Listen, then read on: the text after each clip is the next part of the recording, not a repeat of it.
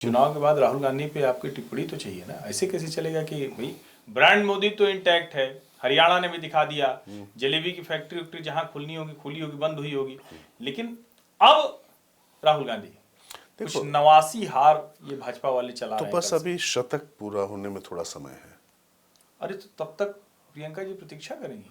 नहीं, प्रियंका जी तब तक प्रतीक्षा करें ना करें, लेकिन मुझे लगता है कि अब शतक पूरा नहीं होने देंगे क्या आप?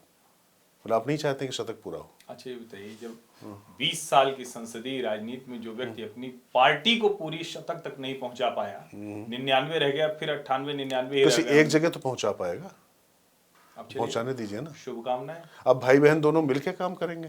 ठीक है। वैसे मैं आपको बता दूं, मैंने दोनों लोग के साथ काम किया और मैं फिर कह रहा हूं, व्यक्तिगत तौर पे राहुल गांधी से जब भी मेरी मुलाकात हुई, अच्छी मुलाकात हुई, अच्छी बात हुई। प्रियंका गांधी भी कम से कम व्यक्तिगत मुलाकातों में पत्रकारों से तो शिष्ट रही हैं।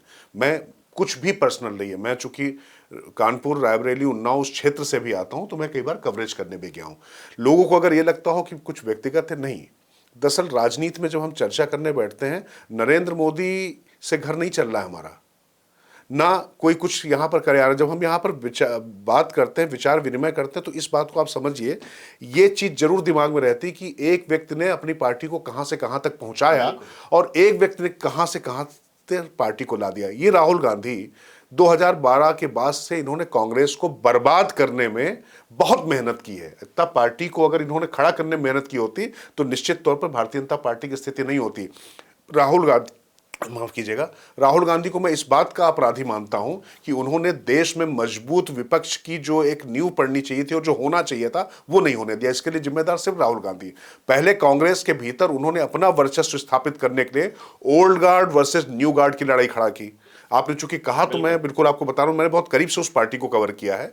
उसके बाद किस तरीके से बाहर से वो आयातित, मतलब इसलिए कह रहा हूं कि कांग्रेस की जो मूल विचारधारा, जो मूल उसका आख्यान था, उससे हटकर वो पूरा जो वामपंथी जो बेलें थी उससे पूरी तरीके से आच्छादित हो गए।